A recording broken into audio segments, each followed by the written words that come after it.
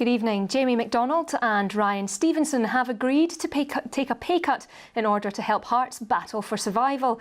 The Tynecastle club have still not named the 4 players who will be made redundant as part of cost-cutting measures, but Gary Locke today confirmed that Danny Wilson will not be a Hearts player next year.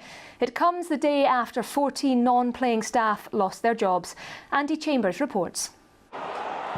As a player, he was a shining light for the club, but now Gary Locke must try and guide Hearts through their darkest days. Been absolutely heartbroken yesterday, to see so many great people lose their jobs.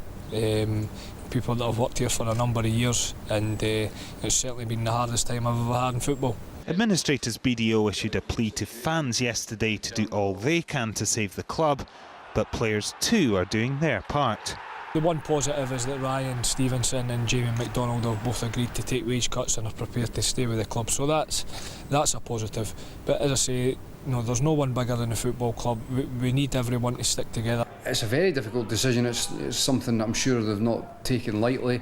It's not something that you can ask the players to expect them to do something like that. But I think that the club is the squad as a whole, if there was a possibility that they can cut the wages across the board for the next few months while they're in administration, I think you may well be able to find that they're able to keep that squad together. With many of the playing squad still on holiday, the club have not yet named the 4 who are to lose their jobs.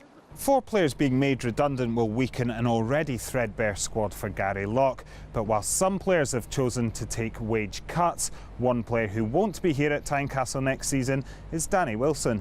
Danny was a Liverpool player till the end of this month, and his contract didn't run out to the end of the month. We've got a transfer embargo now, so we can't sign Danny, and it's a huge blow because he's a fantastic lad, a great player first and foremost, and someone that I'd love to have had here. Andy Webster is another who's out of contract and can't be registered as a Hearts player under the current embargo.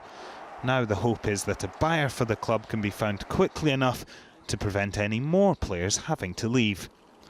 Andy Chambers, STV News.